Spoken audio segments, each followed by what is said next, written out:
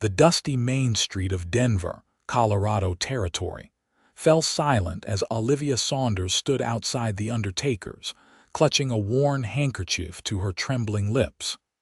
Her husband's body lay inside, another victim of the typhoid that had swept through their homestead like a vengeful spirit.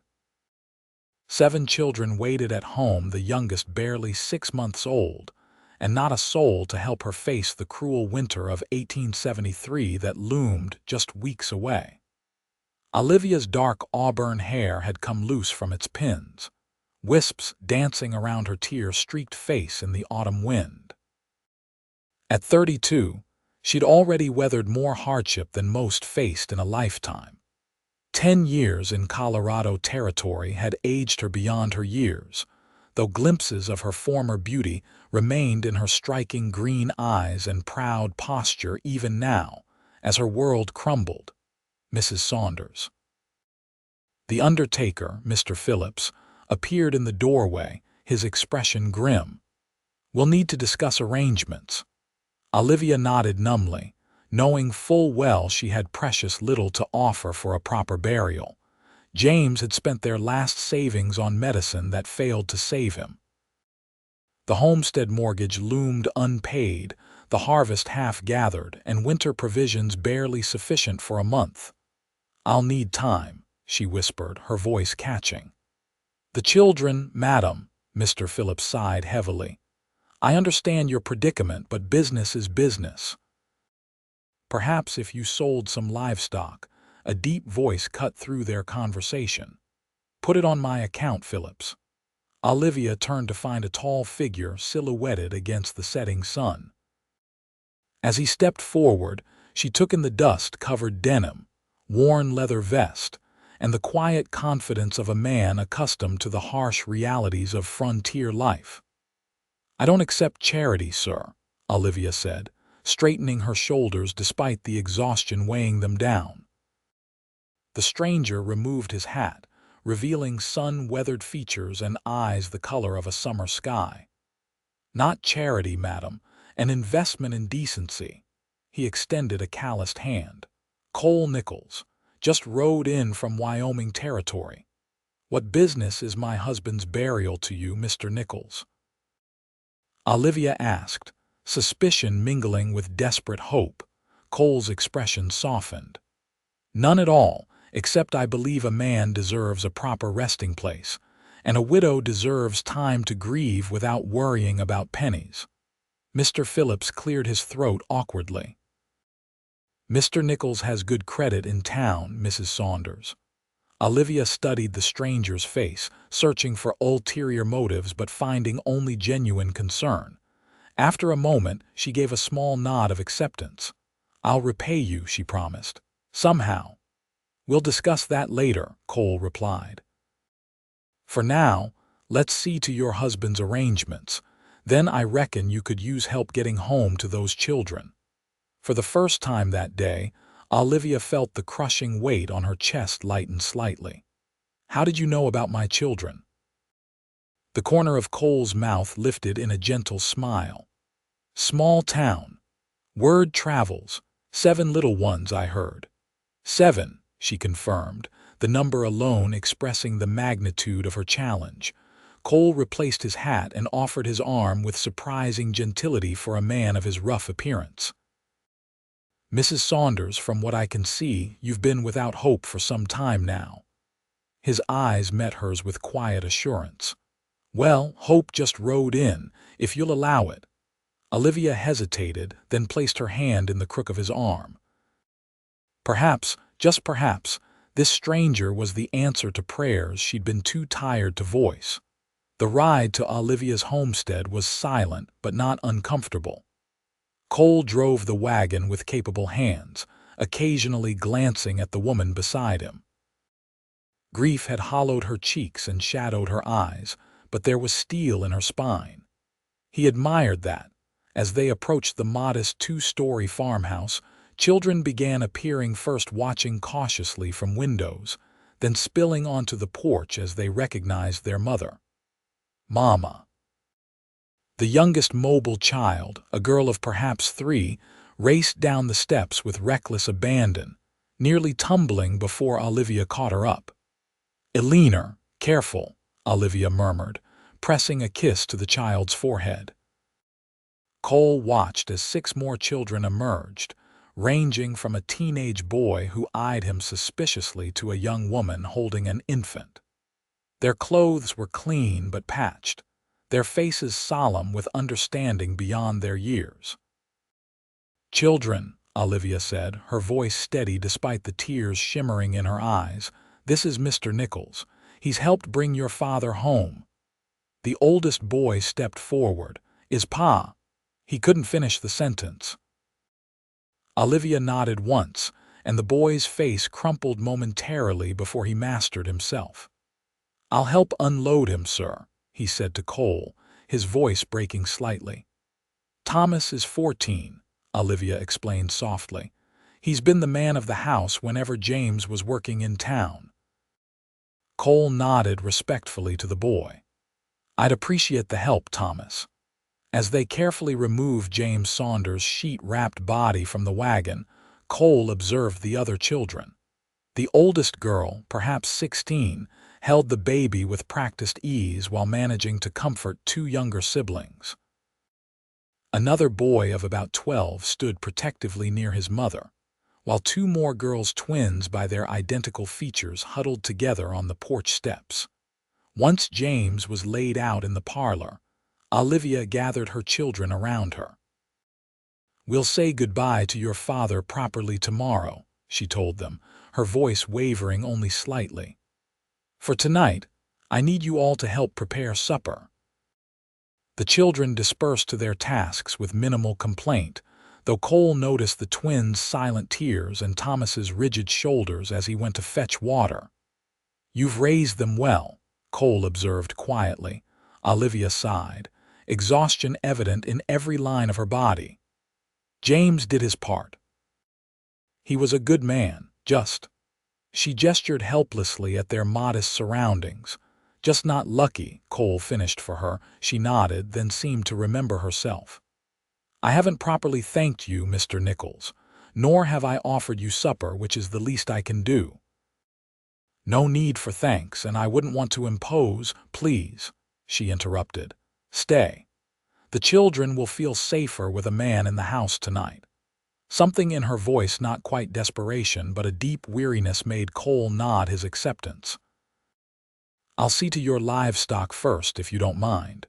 Relief washed over Olivia's features. "Thank you." In the barn, Cole found 2 tired horses, 3 milk cows looking thin but healthy, and a small flock of chickens. The hay supply was dwindling already, and the grain barrel nearly empty. If winter hit hard, as it often did in Colorado, the Saunders family would lose what little they had. When he returned to the house, the scent of cornbread and beans filled the air.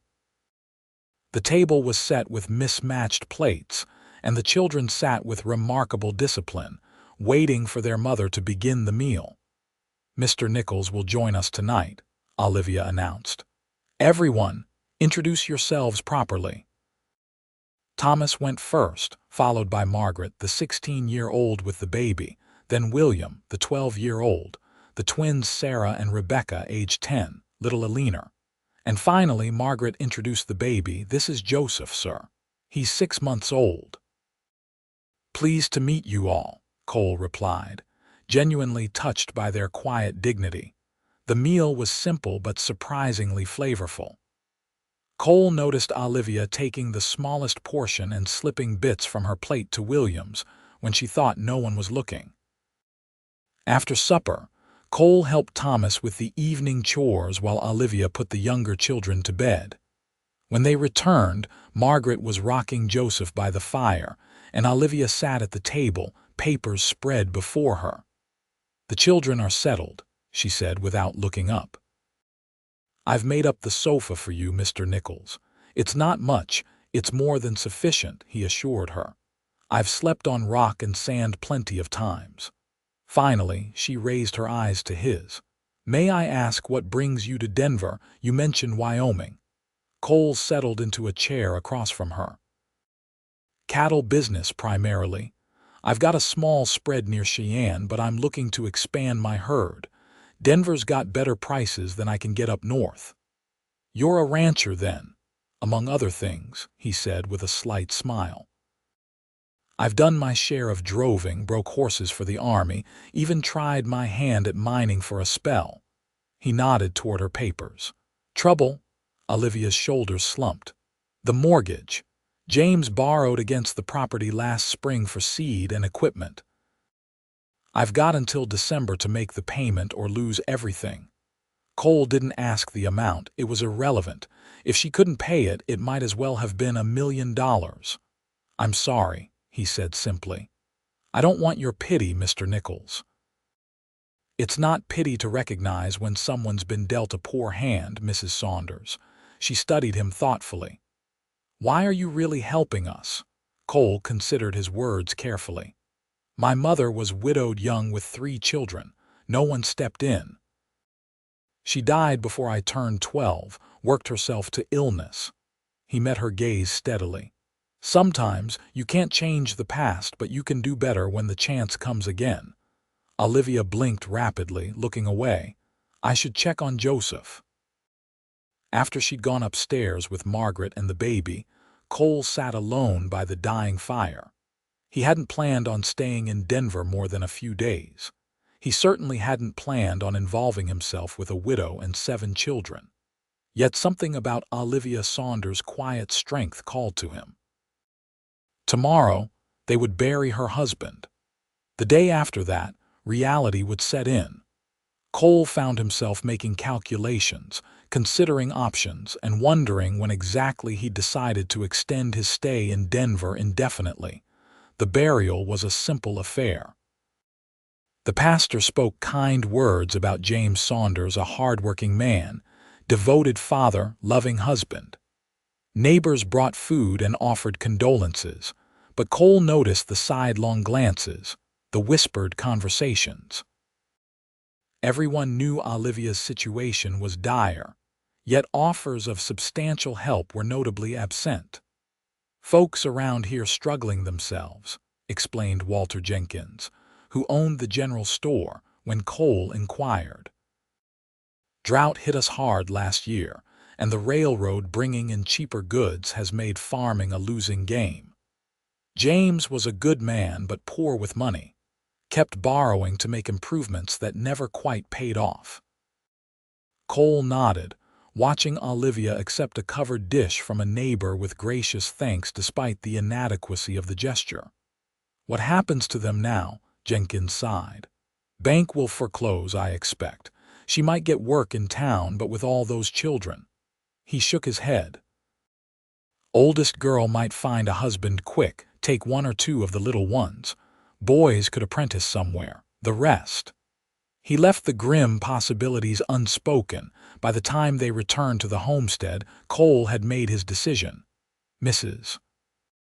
Saunders, he said as the children dispersed into the house, I'd like to make you a proposition. Olivia's expression immediately turned wary. What sort of proposition? A business arrangement, Cole clarified quickly. I need to stay in the area for some time. Cattle business takes negotiations. You need help getting through winter and saving your property. And, her voice was carefully neutral, I pay your mortgage through spring. In exchange, I stay in your spare room, take my meals with the family, and handle the heavy work around the place. Olivia's eyes narrowed. That's an uneven trade, Mr. Nichols. The mortgage is substantial. Add this, then I'll teach Thomas and William what I know about ranching. Come spring, I'll help you transition from primarily crops to cattle raising. It's more profitable and requires less labor.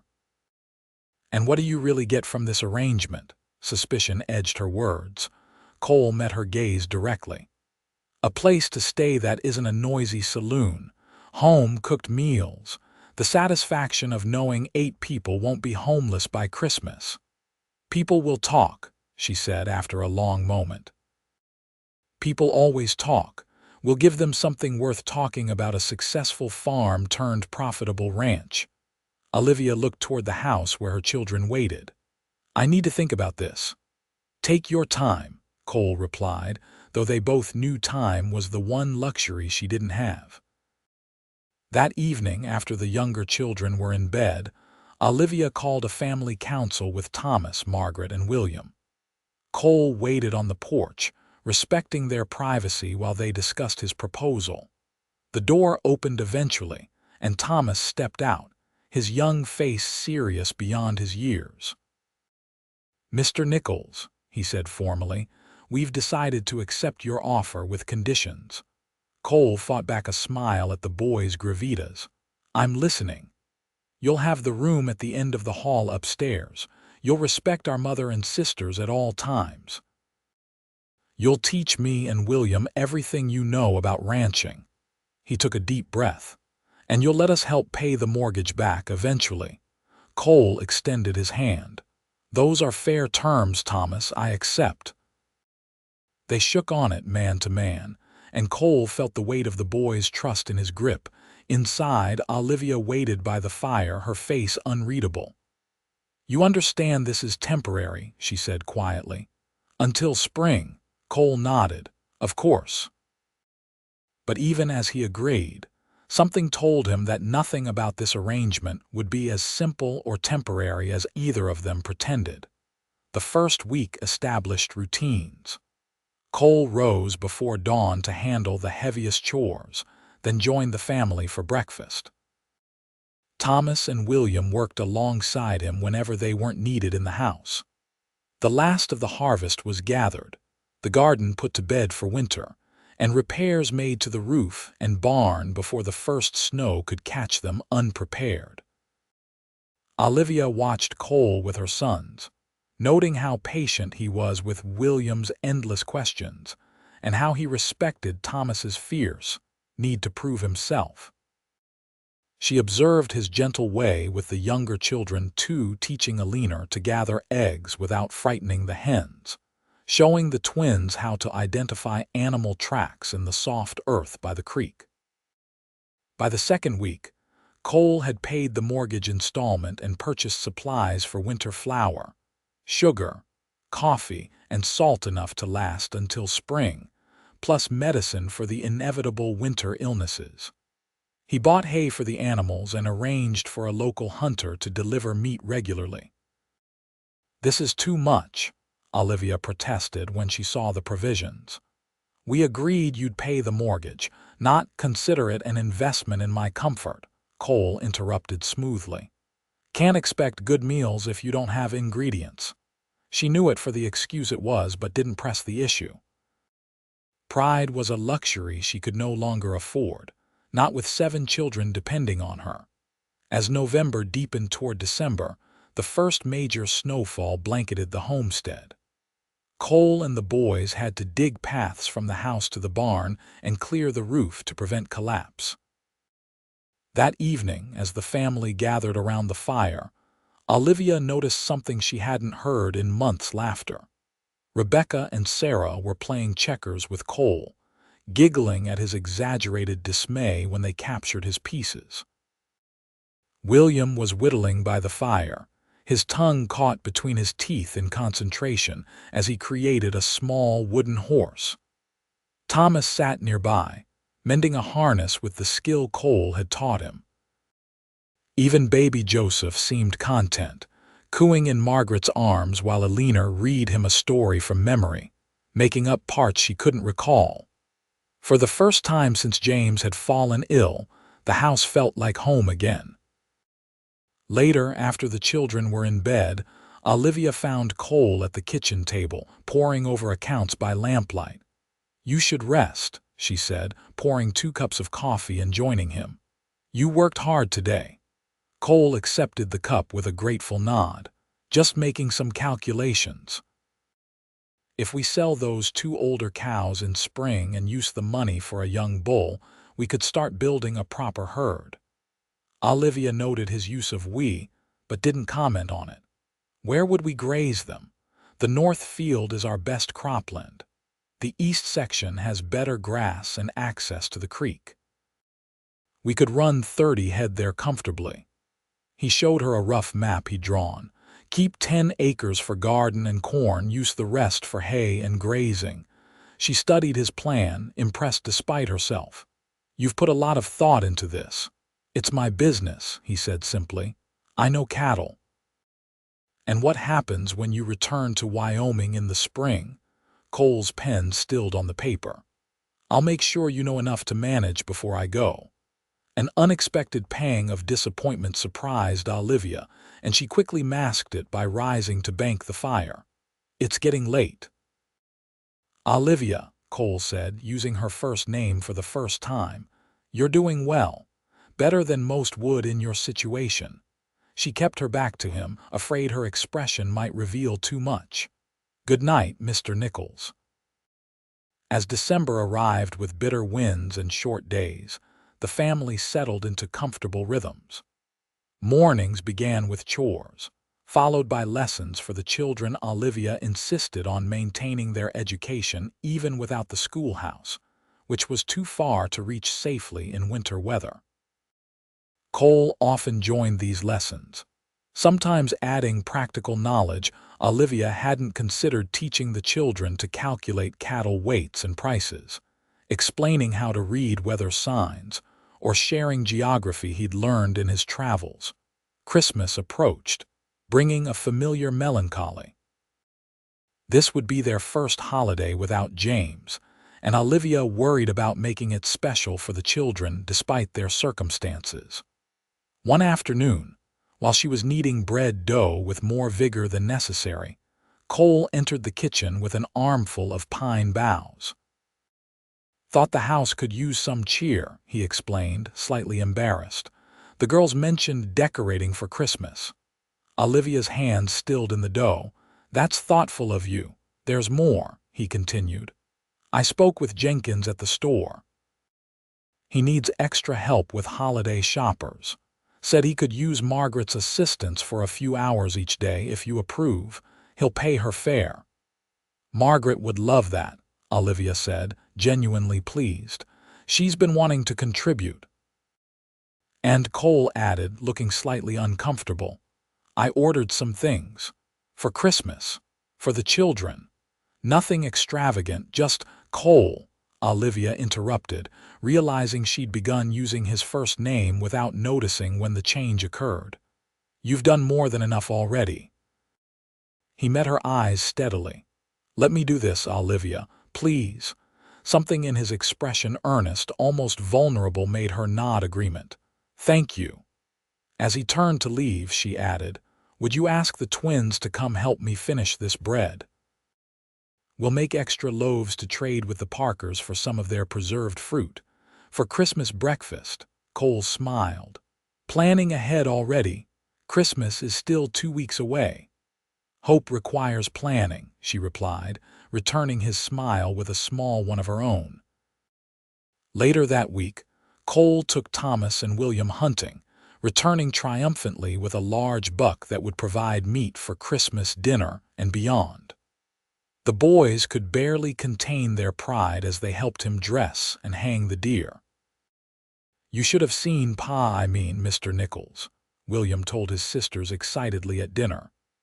He tracked that buck for miles, and when he took the shot, he mimicked the motion with sound effects that made a leaner giggle. Olivia caught the slip and saw Cole's startled expression. She expected him to correct William, but instead, he smoothly redirected the conversation to praise the boys' own contribution to the hunt.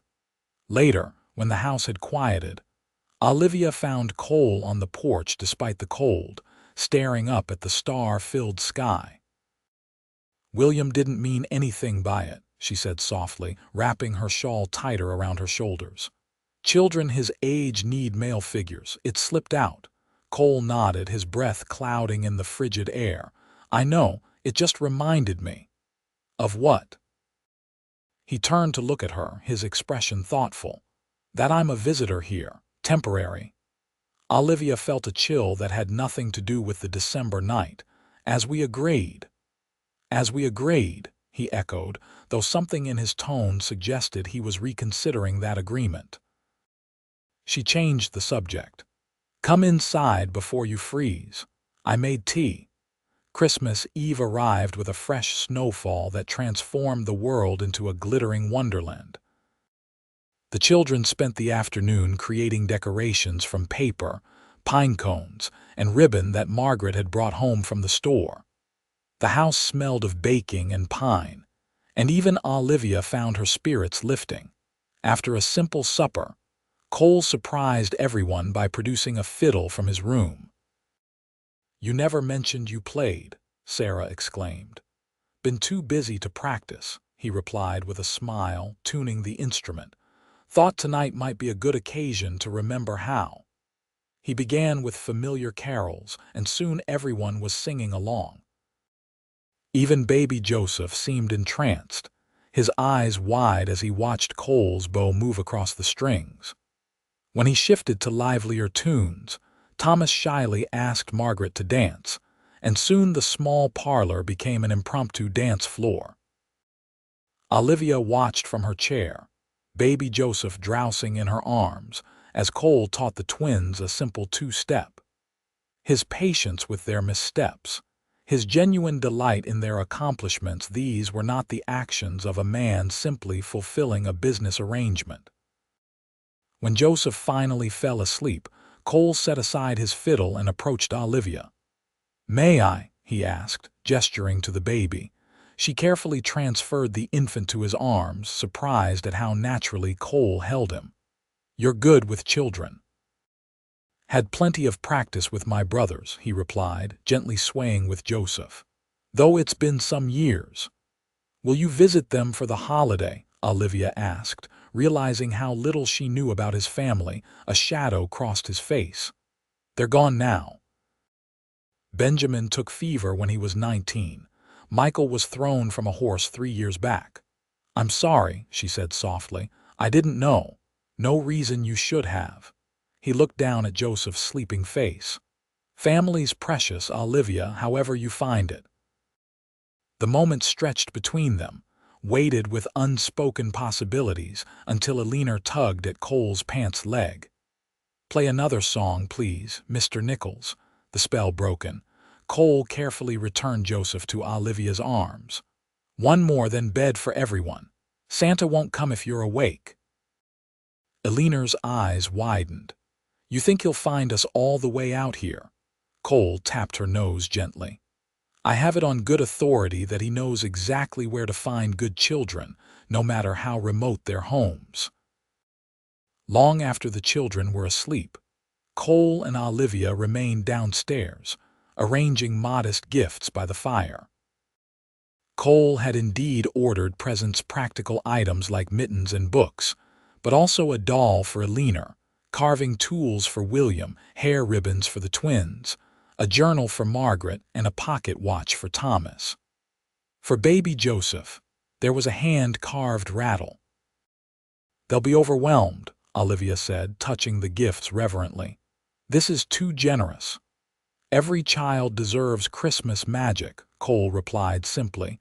Then, hesitantly, he handed her a small package. "This is for you." Surprised, Olivia unwrapped the parcel to find a beautiful leather-bound book. "It's a ledger," Cole explained, "for the ranch when spring comes." She ran her fingers over the embossed cover, touched by the practical yet personal nature of the gift. "Thank you. I didn't get you anything." "You've given me more than you know," he said quietly. Before she could ask what he meant, a noise from upstairs drew their attention, one of the children stirring. The moment passed, and they finished their preparations in companionable silence. Christmas morning dawned bright and cold. The children's excitement was contagious as they opened their gifts with exclamations of delight. Olivia watched Cole throughout the celebration, noting how his eyes crinkled when he smiled, how he seemed to treasure each child's reaction as if collecting memories. Later, as they enjoyed the feast, they prepared together venison roast, potatoes, preserved vegetables from the cellar, fresh bread, and apple pie. Olivia found herself studying her unlikely border with new eyes. In just 2 months, Cole Nichols had transformed from stranger to essential presence. He'd brought security, yes, but also something the family had been missing even before James's death: joy. Somehow, he'd seen what each of them needed most. Thomas needed respect, William needed attention, the twins needed patience, Alina needed tenderness, Margaret needed recognition, Joseph needed gentleness, and Olivia needed someone who saw her strength even when she doubted it herself. As winter deepened into January, the family's routines grew more intertwined with Cole's presence. On stormy days when outdoor work was impossible, he taught the boys to play checkers and poker, with buttons instead of money, at Olivia's insistence. He helped the twins improve their rating, listening patiently as they worked through difficult words. He spent evenings carving toys for Alina and Joseph, while discussing ranching plans with Thomas. Olivia found herself looking forward to the quiet hours after the children were asleep, when she and Cole would sit by the fire, planning for spring and sharing stories of their pasts. She learned about his years on cattle drives, his brief time in California during the gold rush, and his dreams for his Wyoming ranch. In turn, she told him about growing up in Ohio, meeting James at a church social, and their journey west with dreams of prosperity that never quite materialized. She spoke of her fears for her children's futures and her determination to keep the family together. One particularly cold night in late January, as howling winds rattled the windows, Cole broached a subject they'd been avoiding. "I've been thinking about our arrangement," he said carefully. "Spring will be here before we know it." Olivia's hand stilled in her mending. "Yes, I suppose it will. The thing is," he continued, "starting a cattle operation takes more than a season.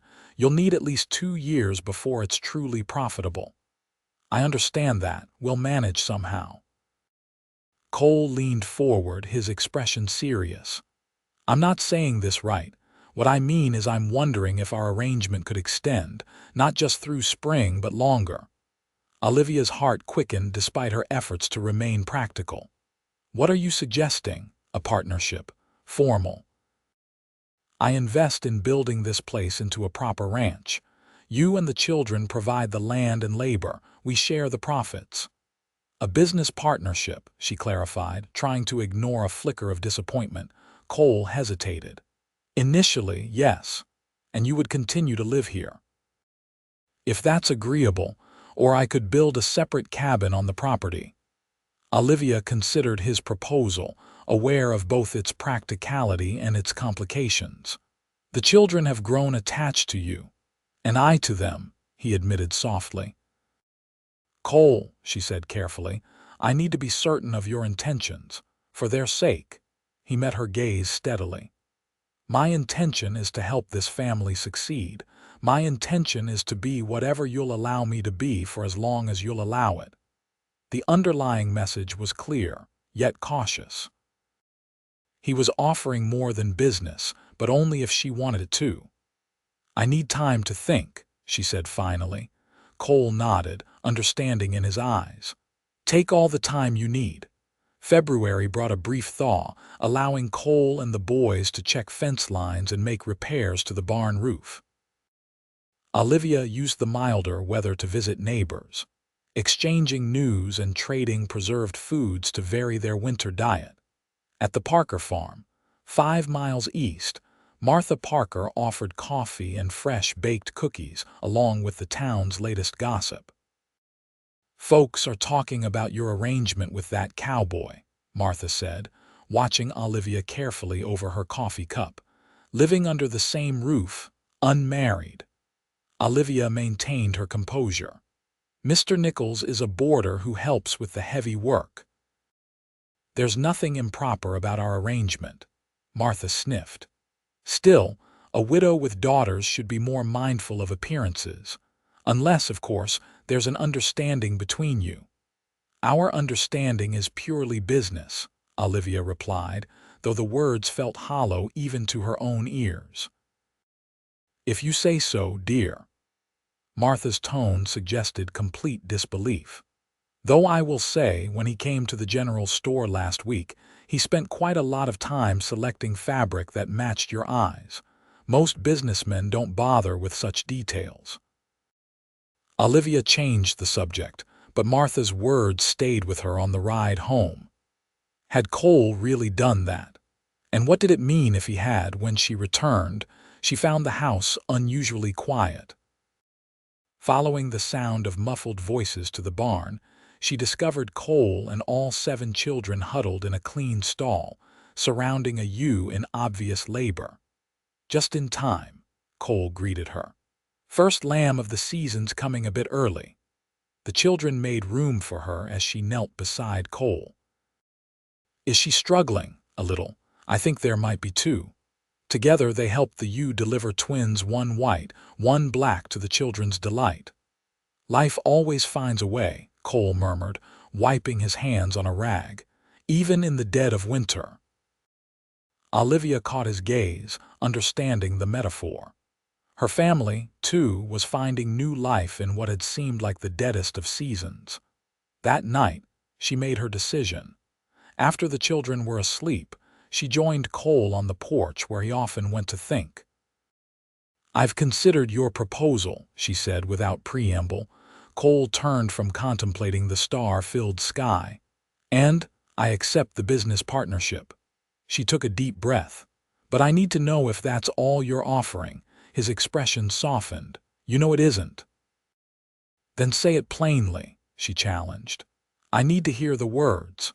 Cole stepped closer, close enough that she could feel the warmth radiating from him in the cold night air. "Olivia Saunders. I came to Denver looking for cattle and found a family instead. I've grown to care for your children as if they were my own." He gently took her hands in his. "And I've fallen in love with their mother. I'm offering partnership, yes, but I'm also offering my heart if you'll have it." Tears pricked Olivia's eyes. "The children already asked my intentions," he said with a soft laugh. "Thomas cornered me in the barn last week, said if I meant to court you, I should do it properly or move along." A laugh escaped her despite the emotion tightening her throat. "That sounds like Thomas. He's a good boy." "They're all good children." Cole's thumbs traced circles on her knuckles. "I know I can't replace James. I wouldn't try, but I'd like the chance to build something new with all of you." Olivia looked up at him, this man who had ridden into their lives when hope seemed lost. "I've been afraid to admit how much we need you, how much I've come to depend on your presence." "Needing someone isn't weakness," Cole said gently. "It's human." "And if I need more than practical help," she whispered, "if I need the man as well as his assistance." Cole's smile lit his eyes. "Then we're in perfect agreement." He leaned down slowly, giving her time to pull away if she wished. Instead, Olivia rose on tiptoes to meet him halfway, her lips finding his in a kiss that felt like coming home after a long journey. When they parted, Cole rested his forehead against hers. "I should warn you, I plan to court you properly.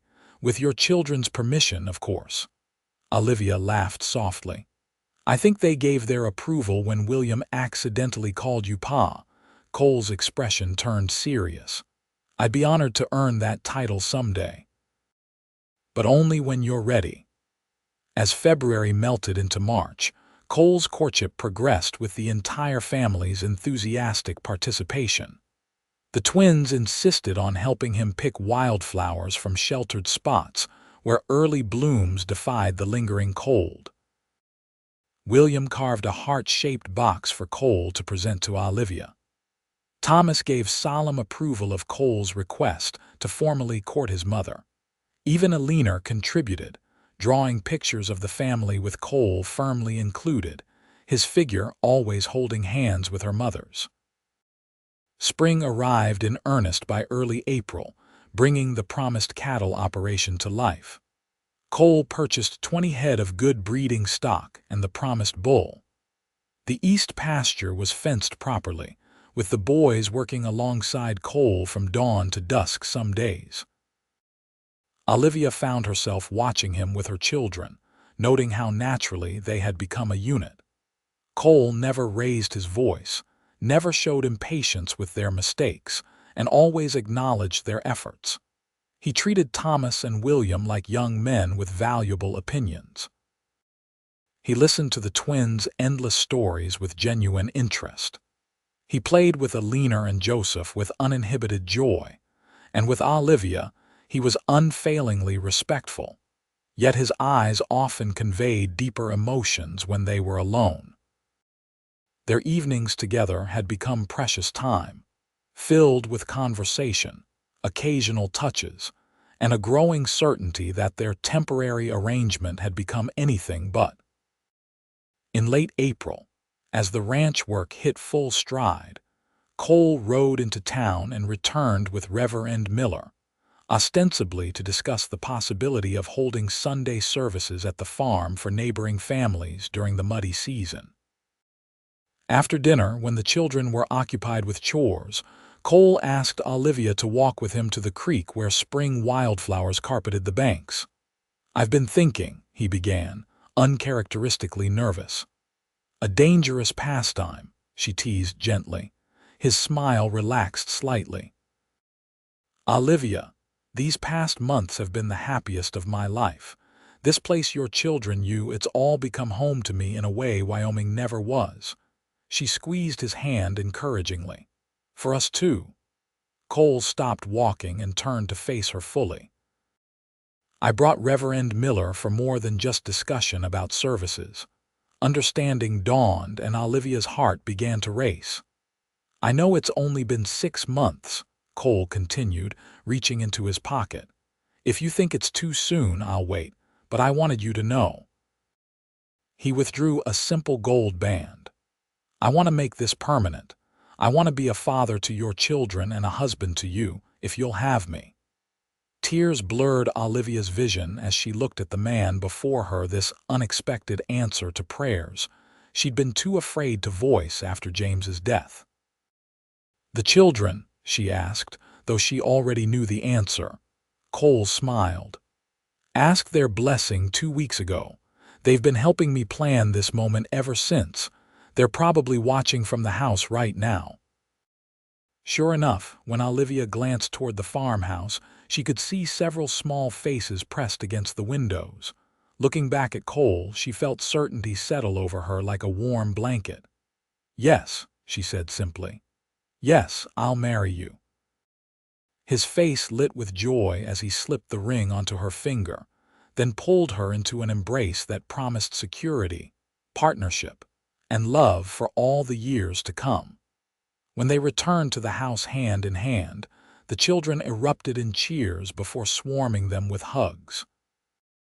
Even Thomas, usually so reserved, embraced Cole with unrestrained happiness. Reverend Miller, waiting patiently in the parlor, beamed at the scene. "I take it she said yes." "She did," Cole confirmed, his arm around Olivia's waist. "Wonderful. Now about the ceremony, can we do it soon?" Alina interrupted, bouncing with excitement. "Before the baby comes." A stunned silence fell over the room as all eyes turned to the little girl. "What baby?" Olivia asked carefully. Alina looked confused. "The one in your tummy." "Sarah said you and Mr. Nichols are getting married because there's going to be a baby. Like when Mrs. Parker got fat and then had a baby." Olivia's face flamed as Cole stifled a laugh. "Alina, I'm not expecting a baby, and that's not why we're getting married." Sarah, mortified, hissed. "I said maybe someday after they got married there might be a baby.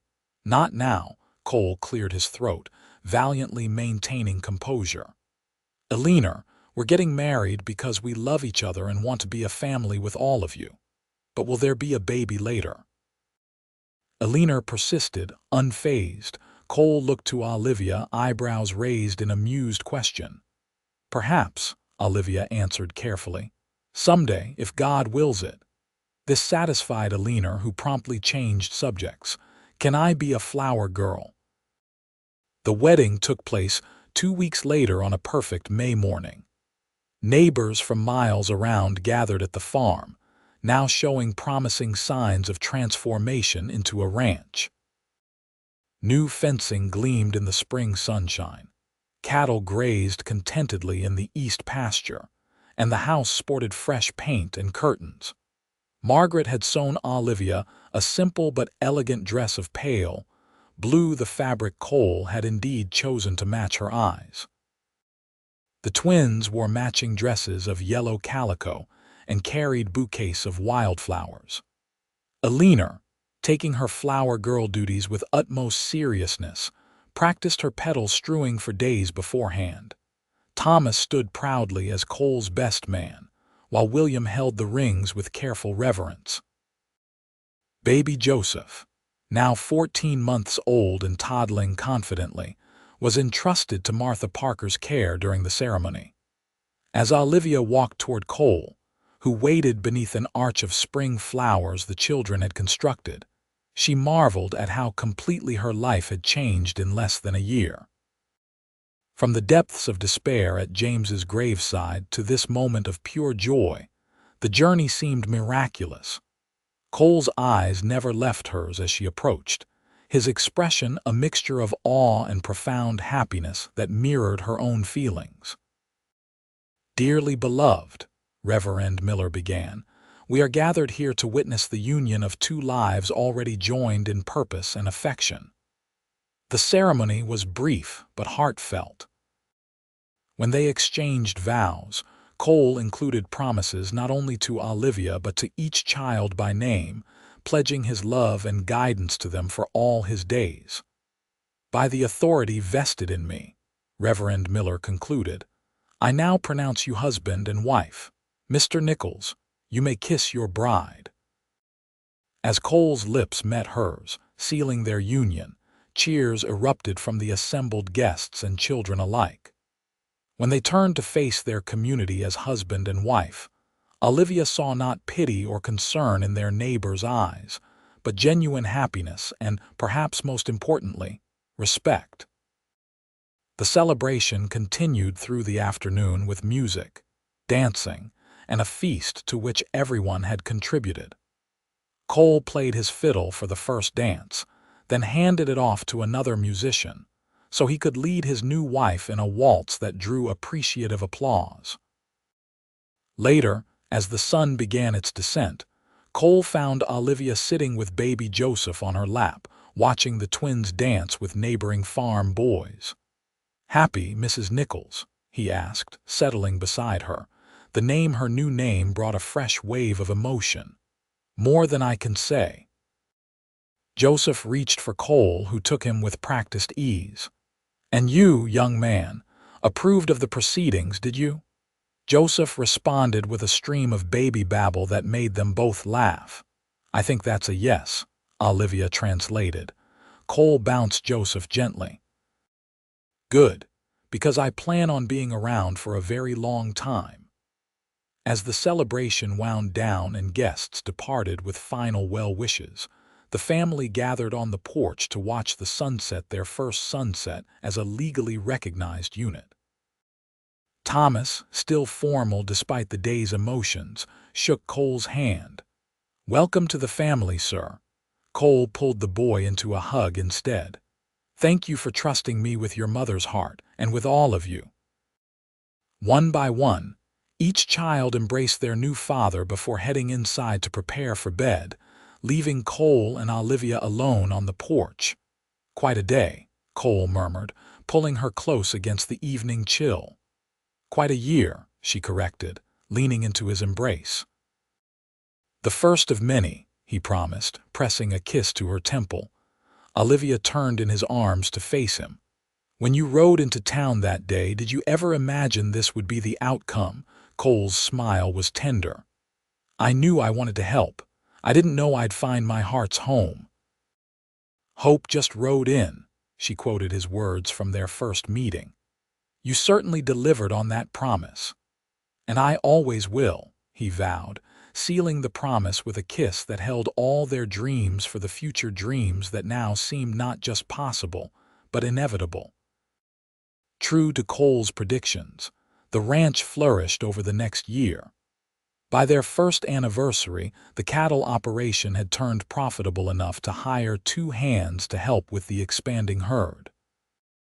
The Nichols Ranch, as it was now known throughout the county, became a model of successful diversification. Cattle, crops, and a small but productive orchard. Cole had started as a surprise for Olivia. The children thrived under the stability and love of their blended family. Thomas, now 16, showed remarkable aptitude for ranching and business, working alongside Cole as a full partner. William excelled at animal husbandry, with a particular talent for horse training. The twins found their niches: Sarah in cooking and household management, Rebecca in gardening and natural remedies. Margaret, at 18, caught the eye of the new schoolteacher and embarked on a courtship that promised to keep her close to home. Eleanor blossomed into a sunny 7-year-old with Cole's quick wit and Olivia's compassion. And Joseph, now a rambunctious toddler of 2, followed Papa everywhere, wearing miniature boots Cole had special ordered from Denver. On the evening of their anniversary, after the children had presented them with handmade gifts and a spectacular dinner, Cole led Olivia to their favorite spot by the creek. "I have something for you," he said, producing a small package. Olivia unwrapped it to find a locket containing miniature portraits of all 7 children, arranged in a circle. "It's beautiful," she breathed, touching the images tenderly. "Open the other side," Cole prompted. She did, finding a tiny space currently empty. "For the baby," she guessed, resting a hand on her slightly rounded belly, confirmation of Eleanor's long-ago prediction, though considerably later than the child had assumed. Cole nodded, covering her hand with his own. "Our family keeps growing in all the best ways." As they stood together in the golden light of sunset, surrounded by the land they'd transformed through partnership and love, Olivia reflected on the journey that had brought them here.